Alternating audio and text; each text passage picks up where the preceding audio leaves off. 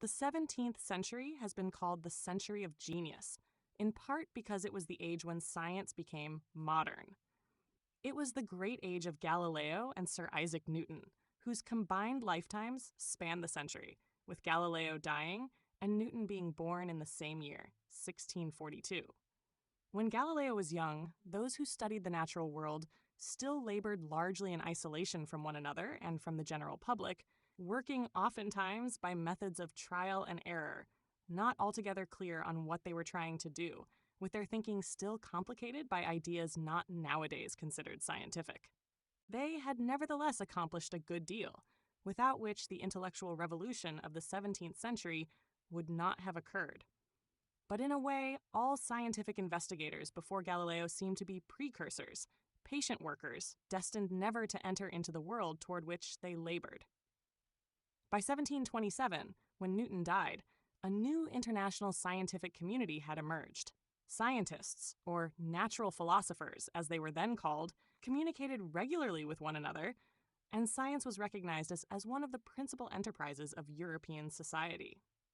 Although the word scientist was not used until the early 19th century, scientific methods of inquiry had been defined.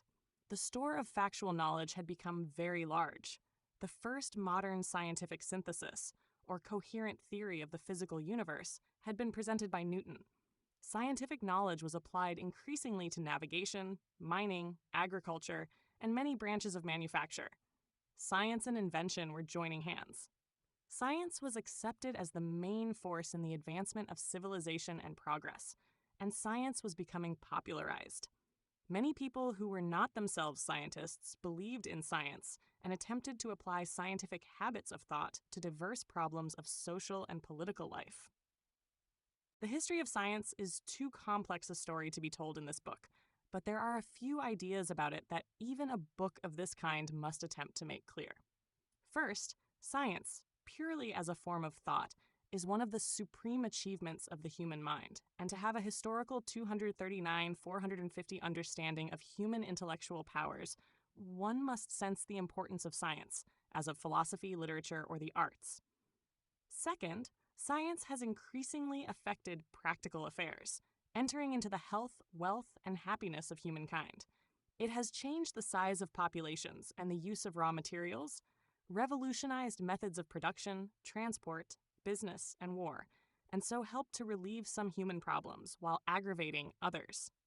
Third, in the modern world, ideas have had a way of passing over from science into other domains of thought. Many people today, for example, in their notions of themselves, their neighbors, or the meaning of life, are influenced by ideas that they believe to be those of Freud or Einstein. They talk of repressions or relativity without necessarily knowing much about them. Ideas derived from biology and from Darwin, such as evolution and the struggle for existence, have likewise spread far and wide. Similarly, the scientific revolution of the 17th century had repercussions far beyond the realm of pure science. It changed many European ideas about religion, God, nature, and human beings. It helped to shape and spread influential new beliefs, such as that the physical universe is essentially orderly and harmonious, that human reason is capable of understanding and using it for social purposes, and that human affairs can be conducted by methods of peaceable exchange of ideas and rational discussion. Thus was laid a foundation for belief in free and democratic institutions. Science 451. The historical influence of modern science therefore extended far beyond the specific knowledge that transformed the human understanding and use of nature. Scientific methods for establishing truth or defining progress shaped a wide range of modern social institutions, including armies, hospitals, universities, trading companies, government bureaucracies, law courts, and even literary journals. The meaning of the word modern became linked to the intellectual prestige of science, and scientific knowledge became the most distinctive and important new intellectual force in modern Europe and the wider modern world.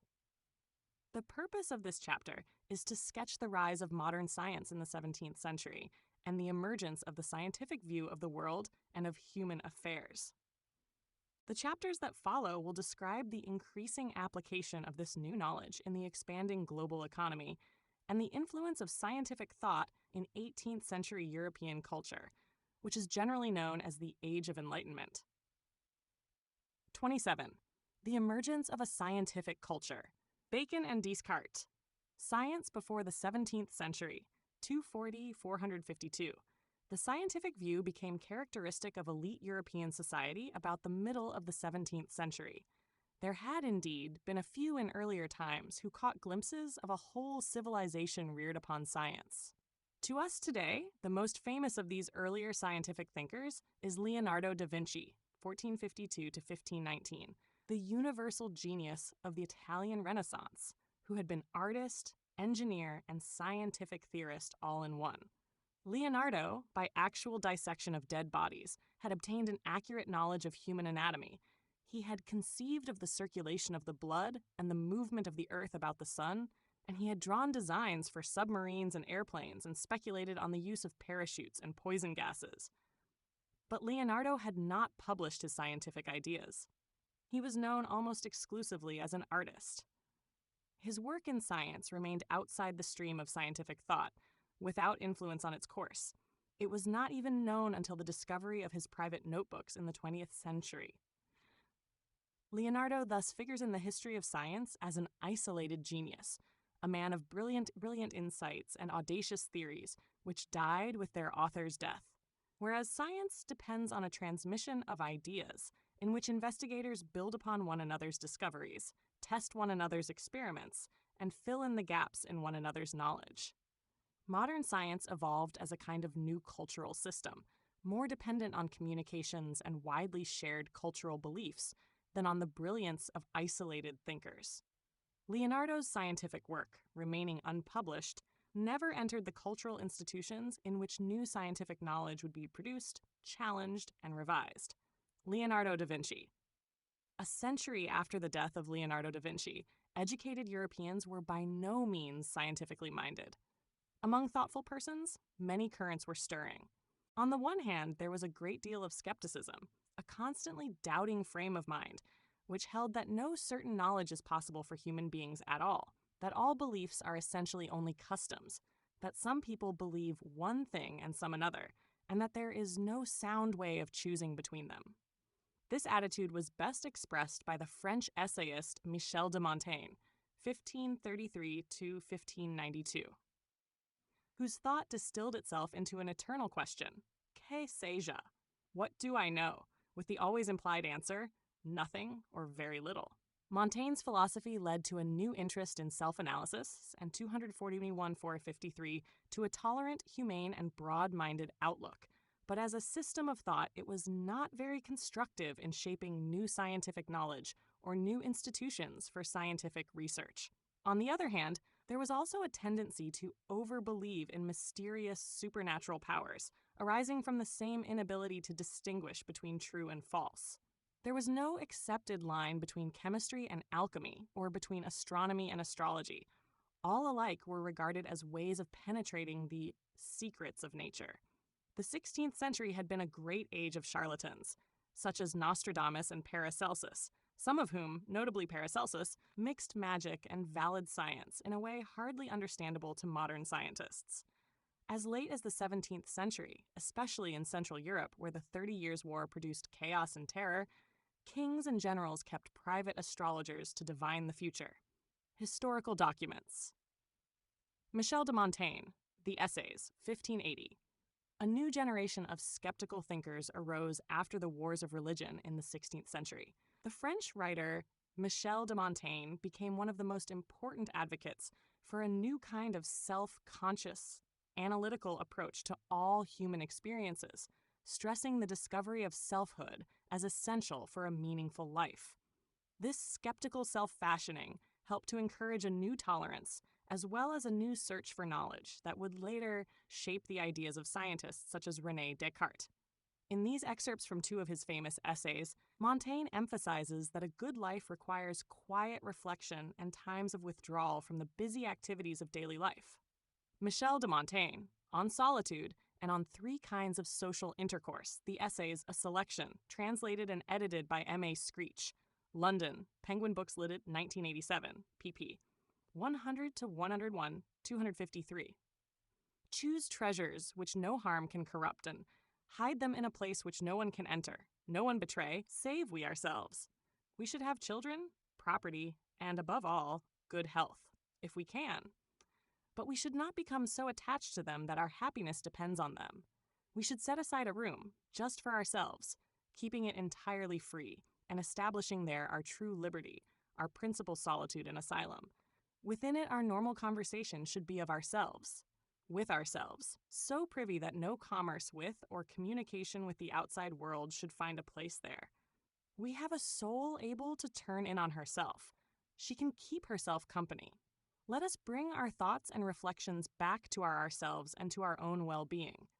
I was born for company and loving relationships. The solitude which I advocate is, above all, the bringing of my emotions and thoughts back to myself, restricting and restraining not my wandering footsteps, but my anxiety and my desires, abandoning disquiet about external things, and running away not so much from the throng of people as from the throng of affairs. The 2 centuries from about 1450 to about 1650 were also the period when fear of witches was at its height. The great campaign against witches thus coincided with Europe's brutal religious wars and also with the early development of the new scientific culture among members of Europe's educated elite. But even highly educated persons often believed that witches actually existed. Witches were blamed for all kinds of natural disasters and personal tragedies, bad harvests, epidemics, the mysterious deaths of children. Although most of the persons prosecuted for witchcraft were women, men were also imprisoned or executed for various crimes of sorcery. The witchcraft panic lasted longest in Germany and Central Europe, probably kept alive by the insecurities engendered by the 30 Years' War. But about 242 persons were hanged as witches in Massachusetts as late as 1692 for the English colonies, as a remote and outlying part of the European world, were among the last to feel the newer intellectual currents that were spreading across Europe. The last known execution for witchcraft took place in 1722 in Scotland. Witchcrow Panic. Women were executed on charges of witchcraft from the later Middle Ages down through the 17th century, when a new fear of witches happened to coincide with the early modern scientific revolution. This mid-17th century English 455 illustration shows a typical pattern of persecution in which several women were put to death at the same time for the alleged crime of sorcery or conspiring with witches. It was by no means clear in the early part of the 17th century how European societies were going to develop. Europe might conceivably have fallen into a kind of pervasive political chaos. We have seen how much of Europe was racked by chronic and marauding violence, which was gradually ended by the consolidation of the modern state and the conversion of armed bands into organized and disciplined armies. But this more orderly political outcome was not yet apparent during the decades of the 30 Years' War and the revolutionary upheavals in England. Similarly, in matters of the mind, there was no settled order. Doubt went with superstition, indifference with persecution. Science in time provided Europe with a new faith in its cultural achievements. The rise of science in the 17th century possibly saved Europeans from drifting into a long post-medieval afterglow, or from wandering off into the diverse, dead-end paths of endless skepticism, ineffectual philosophizing, desultory magic, or mad fear of the unknown. Bacon and Descartes, 456. 2 men stand out as prophets of an intellectual world reconstructed by science. One was the Englishman Francis Bacon, 1561 to 1626. The other was the Frenchman René Descartes, 1596 to 1650. Both published their most influential books between 1620 and 1640. Both addressed themselves to the problem of knowledge. Both asked themselves how it is possible for human beings to know anything with certainty, or to have a reliable, truthful, and usable knowledge of the world of nature. Both shared in the doubts of their day. They branded virtually all beliefs of preceding generations, outside religion, as worthless. Both ridiculed the tendency to put faith in ancient books, to cite the writings of Aristotle or others on questions having to do with the workings of nature. Both attacked earlier methods of seeking knowledge. They rejected the methods of the schoolmen or scholastics, the thinkers in the academic tradition of the universities founded in the Middle Ages. On the whole, medieval philosophy had been deductive. That is, its characteristic procedure was to start with definitions and general propositions, and then discover what further knowledge could be logically deduced from the broad definitions thus accepted. Or it proceeded by affirming the inherent nature of an object, e.g., man is a political animal, and then describing how objects of such a nature do or should behave. These methods, which owed much to Aristotle and other ancient codifiers of human thought, had generally ceased to be fruitful in producing new knowledge of nature. Bacon and Descartes held that the medieval or Aristotelian methods approached truth from the wrong direction. They held that truth is not something that we postulate at the beginning and then explore in all its ramifications, but that it is something that we find at the end, after a long process of specific investigation, experiment, and intermediate thought. Bacon and Descartes therefore went beyond mere doubt and proposed a new analytical method to challenge the cultural drift towards skepticism. They offered a constructive program, and though their programs were different, they both became advocates for a scientific conception of objective truth. They maintained that there was a true and reliable method of knowledge.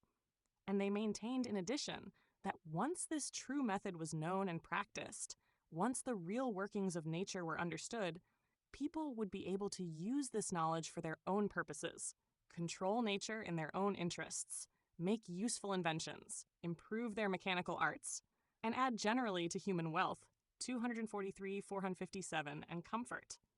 Bacon and Descartes thus argued that science provided a new foundation for human progress, as well as objective knowledge about the natural world. Francis Bacon planned a great work in many volumes to be known as the Instauratio Magna, or Great Renewal, calling for a complete new start in science and civilization. He completed only 2 parts. One, published in 1620, was the Novum Organum, or new method of acquiring knowledge. Here he insisted on the inductive method. In the inductive method, we proceed from the particular to the general, from the concrete to the abstract. For example, in the study of leaves, if we examine millions of actual leaves of all sizes and shapes, and if we assemble, observe, and compare them with minute scrutiny, we are using an inductive method in the sense meant by Bacon. If successful, we may arrive at a knowledge, based on observed facts, of the general nature of a leaf as such. If, on the other hand, we begin with a general idea of what we think all leaves are like, that is, all leaves have stems, and then proceed to describe an individual leaf on that basis, we are following the deductive method. We draw logical implications from what we already know, but we learn no more of the nature of a leaf than what we knew or thought we knew at the beginning.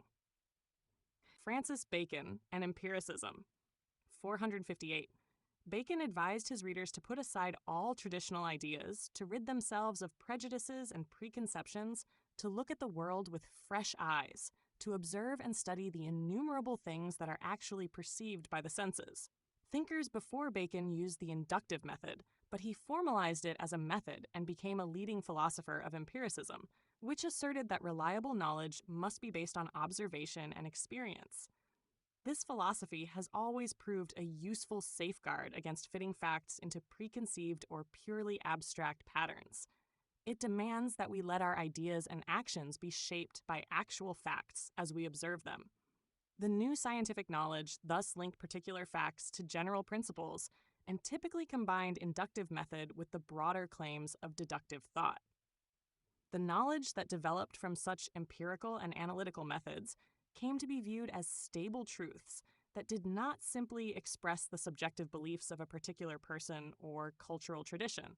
Indeed, such knowledge seemed to offer truths that all people could accept, no matter how they might otherwise differ in their religious beliefs, cultural traditions, or social ranks. The other completed part of Bacon's great work, published in 1623, and was called in its English translation The Advancement of Learning. Here Bacon developed the same ideas and insisted also that true knowledge was useful knowledge. In The New Atlantis, 1627, he portrayed a scientific utopia whose inhabitants enjoyed a perfect society through their knowledge and command of nature. This emphasis on the usefulness of knowledge became the other main element in the Baconian tradition. In this view, there was no sharp difference between pure science and applied science, or between the work of the purely scientific investigators and that of the inventors who in their own way probed into nature and devised instruments or machines for putting natural forces to work. The fact that knowledge could be used for practical purposes became a sign or proof that it was true knowledge. For example, the fact that soldiers could aim their cannon and hit their targets more accurately in the 17th century became a proof of the theory of ballistics that scientists had worked out in research that was far removed from a battlefield. Enthusiastic Baconians believed that knowledge was power. True knowledge could be put to work, if not immediately, at least in the long run, after more knowledge was discovered. It was useful to mankind, unlike the delicate learning of the misguided scholastics. In this coming together of knowledge and power arose the far-reaching modern idea of progress. And in it arose many modern problems, because scientific knowledge and power can be used for either good or evil. 244-459. But Bacon, though a force in redirecting the European mind, never had much influence on the development of actual science. Kept busy as Lord Chancellor of England and in other government duties, he was not even fully abreast of the most advanced scientific thought of his day. Bacon's greatest intellectual weakness was his failure to understand the role of mathematics. Mathematics, dealing with pure abstractions and proceeding deductively from axioms to theorems, was not an empirical or inductive method of thought such as Bacon demanded. Yet science in the 17th century went forward most successfully in subjects where mathematics could be applied. Even today, the degree to which a subject is truly scientific depends on the degree to which it can be made mathematical. We have pure science where we have formulas and equations, and the scientific method itself is both inductive and deductive. René Descartes. Descartes was a great mathematician in his own right. He is considered the inventor of coordinate geometry. He showed that by use of coordinates, or graph paper in simple language, any algebraic formula could be plotted as a curve in space, and contrariwise that any curve in space, however complex, could be converted into algebraic terms and thus dealt with by methods of calculation. His general philosophy, therefore, contributed to the growing scientific belief that the vast world of nature could be reduced to mathematical form. Descartes set forth his ideas in his Discourse on Method in 1637 and in other more technical writings. He advanced the principle of systematic doubt. He began by trying to doubt everything that could reasonably be doubted, thus sweeping away past ideas and clearing the ground for his own great renewal, to use Bacon's phrase. Despite this far-reaching skepticism, however, he held that he could not doubt his own existence as a 245, 460 thinking and doubting being. Cogito ergo sum, I think, therefore I exist. He then deduced, by systematic reasoning, the existence of God and much else. He arrived at a philosophy of dualism, the famous Cartesian dualism, which held that God has created two kinds of fundamental reality in the universe. One was thinking substance, mind, spirit, consciousness, subjective experience. The other was extended substance, everything outside the mind and hence a material reality that could be understood through objective knowledge.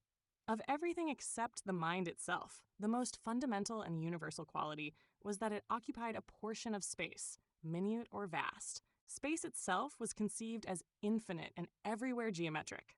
René Descartes. After a portrait by Frans Hals, 1584 to 1666, Descartes worked for many years in Amsterdam, where he developed his work in mathematics, described his philosophical methods of systematic doubt, and sat for a portrait by Frans Hals, which was lost sometime after another. Unknown artist replicated the portrait with the version shown here. Everett, Art, Shutterstock. 461. This philosophy had profound and long-lasting effects. For one thing, the seemingly most real elements in human experience, color and sound, joy and grief, seemed somehow to be shadowy and unreal, or perhaps illusory, with no objective existence outside the mind itself. but all else was quantitative, measurable, reducible to formulas or equations. Over all else, over the whole universe or half-universe of extended substance, the most powerful instrument available to the human understanding, namely mathematics, reigned supreme. "Give me motion and extension," said Descartes, "and I will build you the world." Descartes also shared Bacon's belief in empirical research, useful knowledge, and human progress. Instead of the speculative philosophy of the schools, he wrote in the Discourse on Method, one might discover a practical philosophy by which, understanding the forces and action of fire, water, air, the stars and heavens, and all other bodies that surround us, we can use these forces, and so make ourselves the masters and possessors of nature. And this is desirable not only for the invention of innumerable devices, but mainly also for the preservation of health, which is undoubtedly the principal good and foundation of all other good things in this life. Science, in short, opened the way to a better life than philosophy alone could ever produce. 28. The road to Newton, the law of universal gravitation. Scientific advances 246, 462. Meanwhile, actual scientific discovery was advancing on many fronts as new natural philosophers shared information in the emerging networks of scientific communication. The new knowledge did not advance on all fronts with equal speed. Some of the sciences were, and long remained, dependent mainly on the collection of specimens. Botany was one of these. Europe's knowledge of plants expanded enormously with the explorations overseas.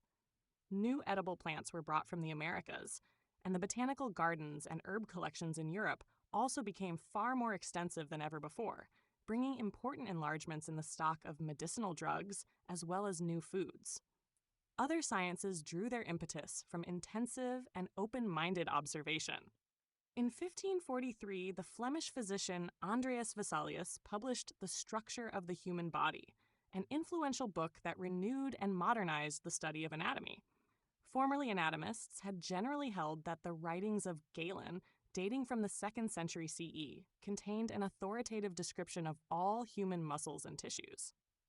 They had indeed dissected cadavers, but had dismissed those not conforming to Galen's description as somehow abnormal or not typical. Vesalius, by contrast, decided on the basis of his own careful dissections that Galen's descriptions of the human body were often wrong. Developing comprehensive accounts of the human skeleton, organs, and circulatory system with detailed references to the actual bodies he examined, Vesalius constructed what historians of science would describe as a new paradigm for the later study of human anatomy. Botany, anatomy, and physiology. In physiology also, dealing with the functioning rather than the structure of living bodies, there was considerable progress. William Harvey, after years of laboratory work in England, which included the vivisection of animals, published in 1628 a book on the movement of the heart and blood, which set forth the doctrine of the continual circulation of the blood through arteries and veins. The Italian Marcello Malpighi, using the newly invented microscope, confirmed Harvey's findings by the discovery of capillaries in 1661. The Dutch scientist Antoine van Leeuwenhoek, also by use of the microscope, provided new information about blood corpuscles, spermatozoa, and bacteria, of which he left published drawings. Another 17th century Dutch scientist, Regnier de Graaf, published the first description of the female ovaries, thus challenging Galen's ancient theories of human sexuality and the long-accepted idea that women contributed less than men to the biological processes of reproduction. These sciences, and also chemistry, although work in them went forward continually, did not come fully into their own until after 1800. They were long overshadowed by astronomy and physics. Here mathematics could be most fully applied, and mathematics underwent a rapid development in the 17th century. Decimals came into use to express fractions. The symbols used in algebra were improved and standardized, and in 1614 logarithms were invented by the Scot John Napier. Coordinate geometry was mapped out by Descartes. The theory of probabilities was developed by Blaise Pascal, and calculus was invented simultaneously in England by Newton and in Germany by Leibniz. These advances made it more generally possible to think about nature in purely 463 quantitative terms, to measure with greater precision, and to perform complex and laborious computations. Physics and astronomy were remarkably stimulated, and it was in this field that the most influential scientific revolution of the 17th century took place. Astronomy and physics. The scientific revolution, Copernicus to Galileo. Ever since Ptolemy had codified ancient astronomy in the 2nd century CE, educated Europeans had held a conception of the cosmos that we call Ptolemaic. The Earth, as described in the Ptolemaic conception, was at the center of the universe. The cosmos in this ancient Greek view was a group of concentric spheres, a series of balls within balls, each having the same center. The innermost ball was the Earth, made up of hard, solid, earthy substance such as people were familiar with underfoot. The other spheres, encompassing the Earth in series of closer or more distant geometric circles, were all transparent. They were the crystalline spheres, all of which revolved about the Earth. Each sphere contained within it a luminous heavenly body or orb that also moved about the Earth with the movement of its transparent sphere. Nearest to the Earth was the sphere of the Moon. Then, in turn, the spheres of Mercury and Venus, then the sphere of the Sun, then those of the outer planets.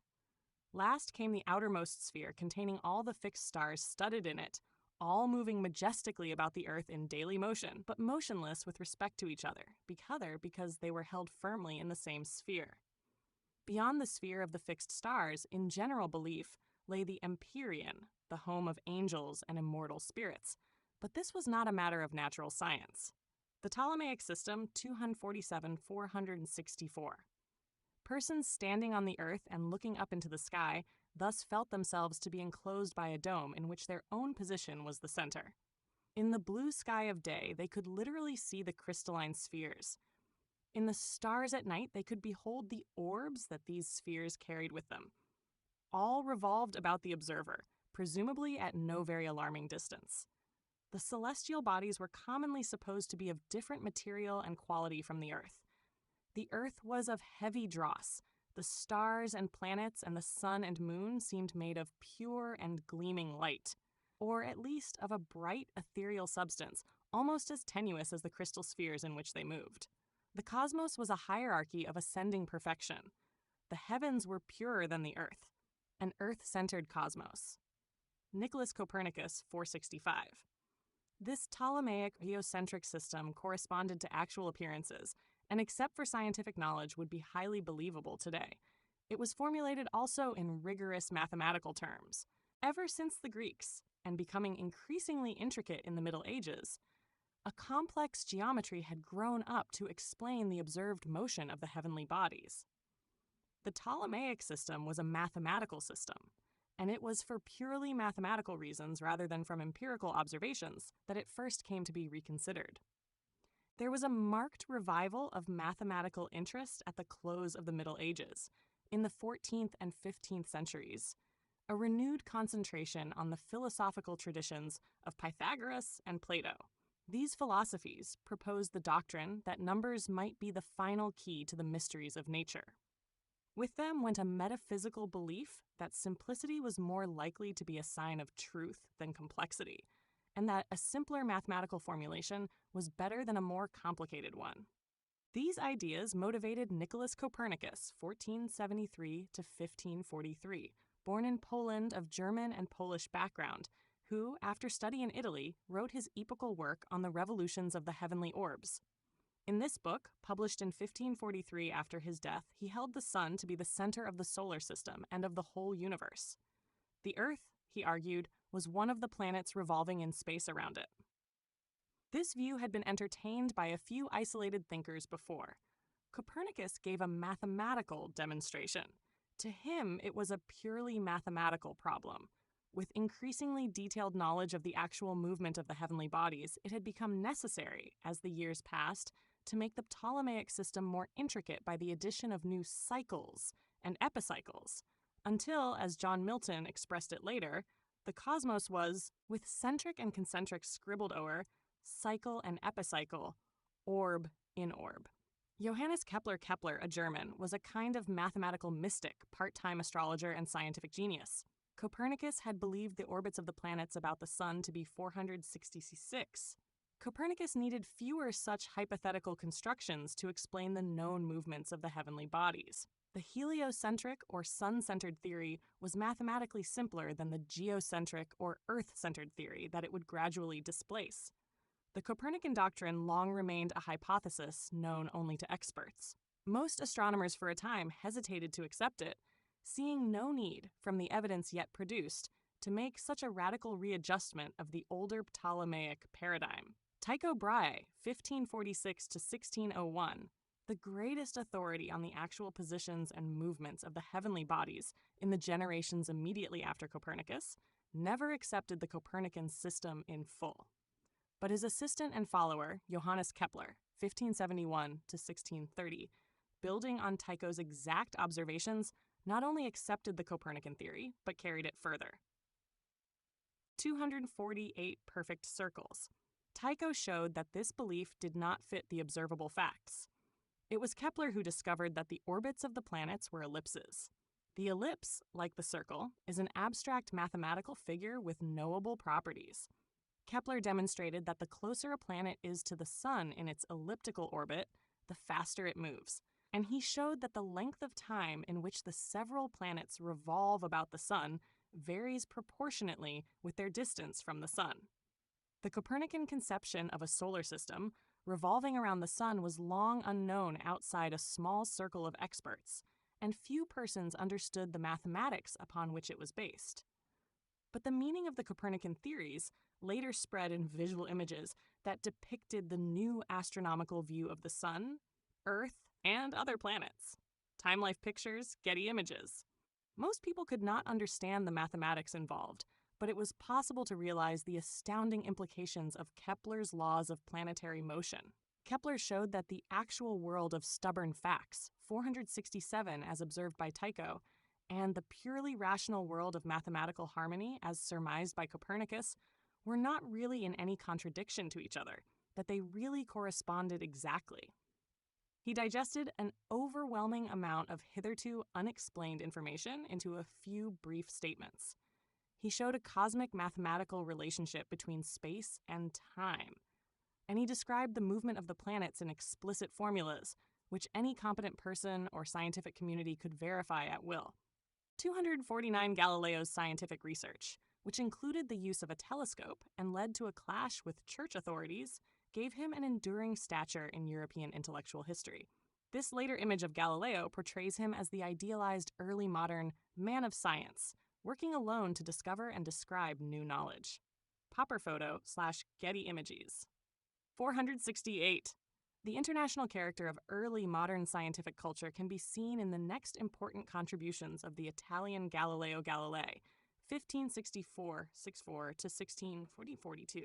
So far, the question of the substance of the heavenly bodies had hardly been reconsidered. Indeed, they were not thought of as bodies at all, but rather as luminous orbs. Only the sun and moon had any dimension. Stars and planets were only points of light. And the theories of Copernicus and Kepler, like those of Ptolemy, might apply to insubstantial luminous objects in motion. In 1609, Galileo built a telescope.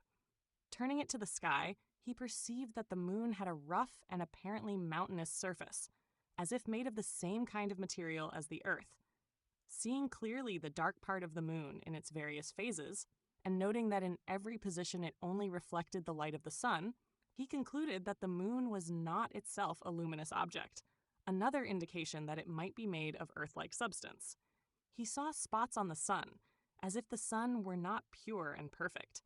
He found that the planets had visible breadth when seen in the telescope, but that the fixed stars remained only points of light, as if incalculably further away. He discovered also that Jupiter had satellites, moons moving around it like the moon around the Earth. These discoveries reassured him of the validity of the Copernican theory, which he had in any case already accepted. They suggested also that the heavenly bodies might be of the same substance as the Earth, masses of matter moving in space, and if the heavenly bodies consisted of matter, it became easier to think of the Earth itself as simply another heavenly body revolving about the sun. The difference between the Earth and the heavens was disappearing. This struck a terrifying blow at all earlier philosophy and theology. Some professors were afraid to look through the telescope, and Galileo was condemned for heresy and forced by his church to renounce his description of the solar system, but he never really changed his scientific views. Galileo telescopes and new knowledge. Moreover, where Kepler had found mathematical laws describing the movement of planets, Galileo now found mathematical laws describing the movement of bodies on the Earth. Formerly, it had been thought that some bodies were by nature heavier than others, 469-250, and that heavier bodies fell to the ground faster than light ones.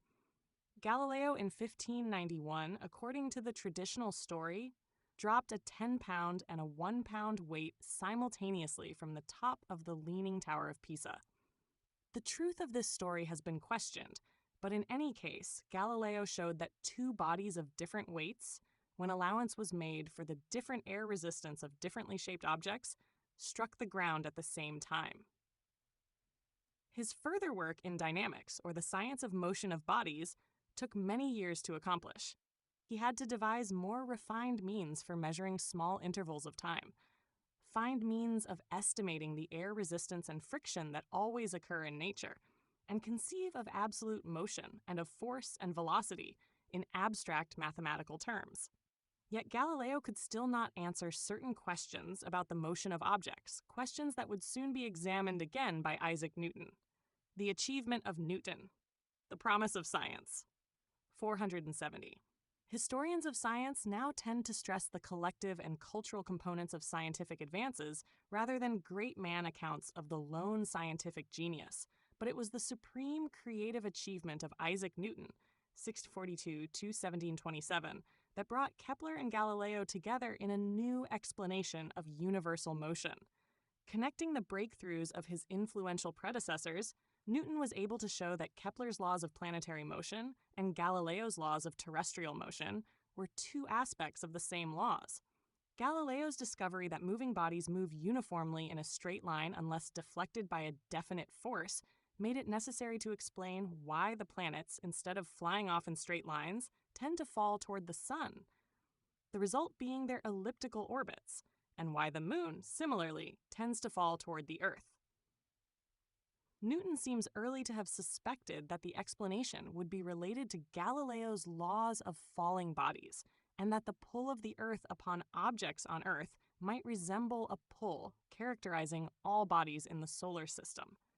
Great technical difficulties stood in the way, but finally, after inventing calculus and using a new measurement of the size of the Earth made by a Frenchman and experiments with circular motion made by the Dutch Huygens on the pendulum, Newton was able to bring his calculations to fruition.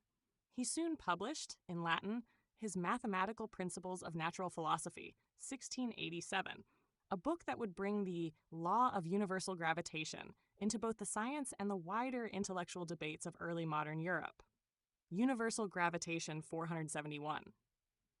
This stupendous book showed that all motion that could be timed and measured, whether on the Earth or in the solar system, could be described by the same mathematical formulas. All matter moved as if every particle attracted every other particle with a force proportionate to the product of the two masses and inversely proportionate to the square of the distance between them. This force was universal gravitation. What it was, Newton did not pretend to explain. For 200 years, the law stood unshaken, always verified by every new relevant discovery. Only in the last century were its limitations found.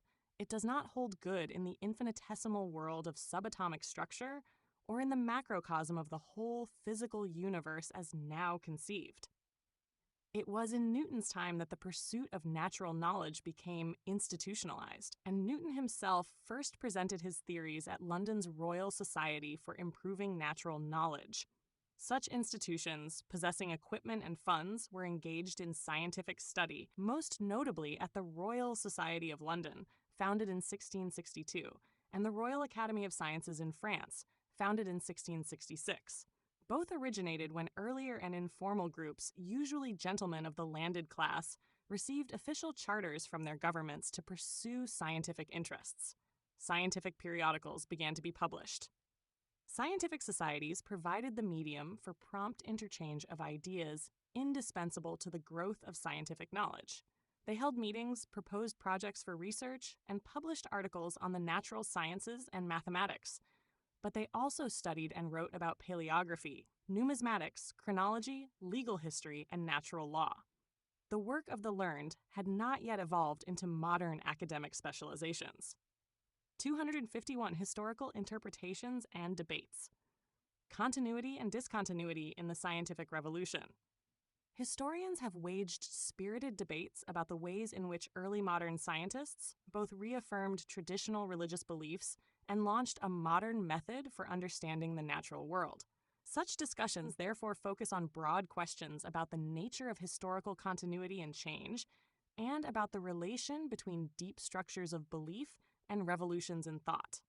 A contrasting emphasis on continuity and change thus becomes one of the themes in the interpretations of B.J.T. Dobbs and Richard Westphal as they analyze the significance of Isaac Newton and the scientific revolution. 472, Betty Jo Teeter Dobbs, Newton as Final Cause and First Mover, 2000. I intend to undermine one of our most hallowed explanatory frameworks, that of the scientific revolution. No matter what one chooses to emphasize from the 16th and 17th centuries, one must, it seems, bring the action to a dramatic climax in the work of Isaac Newton. The narrative has assumed all the characteristics of an inevitable progression. We choose for praise the thinkers that seem to us to have contributed to modernity, but we unconsciously assume that their thought patterns are fundamentally just like ours. Then we look at them and discover that our intellectual ancestors are not like us at all. So how could Newton have pursued alchemy as he did? What Newton hoped to gain from alchemy was a precise knowledge of the deity, if he, Newton, could but demonstrate the laws of divine activity in nature. Then he could demonstrate in an irrefutable fashion the existence and providential care of the deity, a grand goal, though hardly a modern one. I would like to suggest that we evaluate Newton not as the final cause of the scientific revolution, but as a loser in a titanic battle between the forces of religion and the forces of irreligion. Richard S. Westphal, The Scientific Revolution Reasserted, 2000. Dobbs announces her intention to undermine the concept of the scientific revolution. In contrast, I intend to defend it.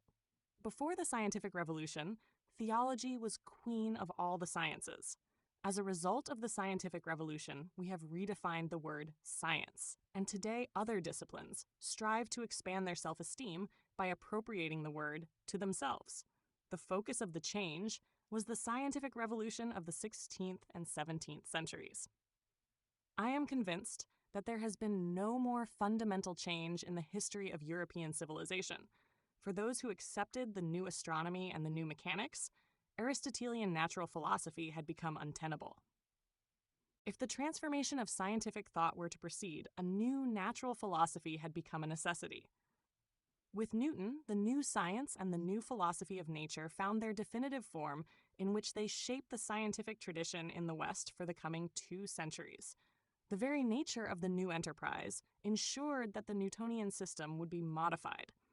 As long as we remember those modifications, it does appear to me that the system continues to reign, and I see no prospect whatever that the reign will terminate. Sources: Teeter Dobbs, Betty Jo, Newton as Final Cause and First Mover, in Rethinking the Scientific Revolution, edited by Margaret J. Osler, Cambridge, Cambridge University Press, 2000, pp. 25, 29, 34, 36, 38, 39. Westphal, Richard S., The Scientific Revolution Reasserted, in Rethinking the Scientific Revolution, edited by Margaret J. Osler, Cambridge University Press, 2000, pp.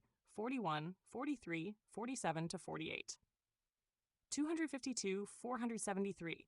In all these activities, the promise of science seemed fulfilled. Even in practical affairs, conveniences followed, as anticipated by the Baconians. The tides could now be understood and predicted by the gravitational interplay of Earth, Moon, and Sun. Exact mathematical knowledge of the celestial bodies, together with the invention of more accurate timepieces, was of great help to navigation and map-making. Measures of latitude, or of north-south distances on the spherical Earth, had been known to the ancient Greeks. But longitude, or east-west distances, could not be measured until the 18th century. when it became possible to determine it by use of a chronometer and observation of heavenly bodies at a known time. Merchant ships and naval squadrons could thus operate with more assurance about where they were sailing. Places on land could be located and mapped more exactly. 18th century Europeans were the first human beings to have a fairly accurate idea of the shapes and sizes of all the continents and oceans. Better local and regional maps of places in Europe also became available. Uses of scientific knowledge, 474, mathematical advance, including the development of calculus, which allowed an exact treatment of curves and trajectories, reinforced by technical discoveries in the working of metals, led to an increased use of artillery. Armies in 1750 used twice as many cannons per soldier as in 1650. Naval ordnance also improved. These items made armed forces more expensive to maintain, requiring governments to increase their taxes and hence contributing to constitutional crises. Improved firearms heightened the advantage of armies over insurrectionists or private fighting bands, thus strengthening the sovereignty of the state. They also gave Europeans the military advantage over other peoples, in America, India, or elsewhere, on which the world ascendancy of Europe was built in the 18th century. The new scientific knowledge thus contributed to the expansion of Europe's colonial empires, as well as the growing internal power of European governments. Improved military weaponry. The significance of the steam engine may also be cited. In 1700, steam power was only in its earliest stages, but it would eventually almost literally move the world. A Frenchman, Denis Papin, in 1681 invented a device in which steam moved a piston, but with so little power that it could be used only in cooking. British scientists also turned their minds to the possible uses of steam. Robert Boyle, discoverer of Boyle's law on the pressure of gases, studied the problem. Scientists, mechanics, and instrument makers collaborated. In 1702, Thomas Newcomen, a man without scientific training who associated with scientists, produced the steam engine known thereafter as Newcomen's engine, from which James Watt later developed the steam engine as we know it. Newcomen's engine was primitive according to later ideas. It burned so much fuel that it could be used only in coal mines. But it began to be used, and not long after 1700, it was widely employed to pump water from the coal pits. It saved labor, cheapened production, and opened hitherto unusable deposits to exploitation. It was the first application of steam to an economic purpose. No distinction was yet felt between pure and applied science. The modern sense of the word hardly existed, even in the early 18th century. What we call science was still called natural philosophy or useful knowledge. Traveling public lecturers, in explaining the laws of force and motion, showed their application in devices such as pulleys. 253, the scientific revolution and the world of thought. 475 scales, levers, cogwheels, water wheels, and pumps. Such lectures were attended, especially in England, by a mixed audience of philosophers, experimenters, inventors, artisans, landed gentlemen who wished to develop their estates, and small businessmen wishing to enlarge their markets. The scientific movement thus opened the way to agricultural and industrial improvements in Great Britain and other places where the new knowledge was brought into economic activities. The influence of the scientific revolution extended far beyond the era's new technologies, and the changing scientific knowledge soon began to challenge or revise some of the oldest religious and intellectual traditions of European culture. The new astronomy and physics led to what has been called the greatest spiritual readjustment that human beings have been required to make. The old heavens were exploded. Humans were no longer the center of creation. The luminaries of the sky no longer shone to light their way or to give them beauty. The sky itself was an illusion. Its color a thing in the mind only, for anyone looking upward was really looking only into the darkness of endless space. The old cosmos, comfortably enclosed and ranked in an ascending order of purity, gave way to a new cosmos that seemed to consist of an infinite emptiness through which particles of matter were distributed. Humans were the puny denizens of a material object moving through space, along with other very distant material objects of the same kind. About the physical universe, there was nothing especially Christian. nothing that could clearly prove the shaping presence of the God portrayed in the Hebrew or the Christian Bible. The gap between religious and scientific explanations for the natural world, always present, yet always bridged in the Middle Ages, now began to produce new public conflicts and new personal struggles to reconcile faith and reason. Such tensions were felt with growing anguish by some 17th century writers. The Frenchman Blaise Pascal, 1623 to 1662, for example, was an accomplished scientist, a preeminent mathematician, and a deep but often troubled Christian believer.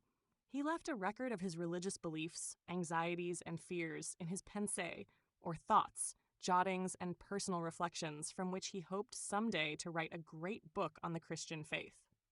"I am terrified," he said in one of these jottings, "by the eternal silence of these infinite spaces." But on the whole, the cultural reaction was more optimistic. Man might be merely a tiny reed, as Pascal said, but Pascal added, he had the mental powers of a thinking reed. Human beings might be no longer the physical center of the universe, but it was the human mind that had penetrated the universal laws by which the planets and the Earth itself were put in motion. The Newtonian system, as it became popularized, a 476 process that took about 50 years, led to a great intellectual confidence. Never had there been so much optimism about the intellectual abilities of human beings. As the English poet Alexander Pope put it, the Newtonian system, nature and nature's laws lay hid in night. God said, "Let Newton be," and all was light. Or, according to another epigram on the subject, there was only one universe to discover, and this universe had been discovered by Newton. Everything seemed possible to human reason. Although Newton and most other scientists continued to believe in the existence of God, the old feeling of dependency on divine powers and judgments lost much of its force, or became something to be discussed by clergymen in church on Sunday. Most 477 advocates of the new scientific knowledge could no longer view human beings as little creatures, spiritual wayfarers in an alien natural world, yearning for a reunion with God that would bring peace. They were creatures of great capacity in their own right, living in a natural world that was understandable and manageable. These ideas contributed greatly to the secularizing of European society, gradually pushing religion and churches to the sidelines of European political power and many of the era's new intellectual debates. Colbert, presenting the members of the Royal Academy of Sciences to Louis XIV by Henri Testelin, 1616 to 1695. Testelin was an instructor at the Royal Academy of Painting and a strong defender of the academic traditions in French art. He portrayed King Louis XIV meeting members of the new Royal Academy of Sciences in 1667. This painting expresses his respect for both the king and the new scientific knowledge, but Testelin's life also exemplified another side of late 17th century French culture. He was a Protestant who eventually had to give up his academic position and move to the Netherlands to practice his religion. Photo Joss, Limage, Corbis Historical, Getty Images. The scientific discoveries also reinforced the old philosophy of natural law. This philosophy, developed by the Greeks and renewed in the Middle Ages, held that the universe is fundamentally orderly and that there is a natural rightness or justice, universally the same for all people and knowable by reason. It was very important in 255 political theory, where it stood out against arbitrariness and the merely random claims of self-interested power. The laws of nature, as discovered by science, were somewhat different, but they taught the same lesson, namely, the orderliness and minute regularity of the world. It was 478 reassuring to feel that everywhere throughout an infinite space, every particle of matter was quietly attracting every other particle by a force proportionate to the product of the masses and inversely proportionate to the square of the distance. The physical universe laid bare by science, orderly, rational, balanced, smoothly running, without strife or rivalry or contention, became a model on which many later thinkers hoped to refashion human society. They hoped to make society also fulfill the rational rule of law, much like scientists had shown how material objects adhere to the laws of nature. Isaac Newton by Godfrey Kneller, English, 1648 to 1723. Isaac Newton became the famous public symbol of the new scientific knowledge and the new scientific researcher. This portrait by Godfrey Kneller emphasizes the focused brilliance that made Newton an icon in the expanding institutions of scientific culture and in the wider development of 18th century intellectual life.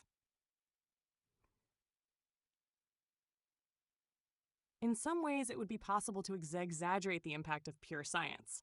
Scientists themselves did not usually apply their scientific ideas to religion and society. Few suffered the spiritual torment of Pascal. Both Descartes and Newton wrote carefully argued tracts that asserted the 479 truth of certain religious doctrines. Bacon and Harvey were conservative politically, upholders of king against parliament. The Englishman Joseph Glanville, in the 1660s, used Cartesian dualism to demonstrate the probable existence of witches. Descartes, despite his systematic doubt, held that the customs of one's country should usually be accepted without question. Natural science, in the pure sense, was not inherently revolutionary or even upsetting. If Europeans in the 17th century began to waver in many old beliefs, it was not only because of the stimulus of pure science, but also because of an increasing study and knowledge of humanity itself.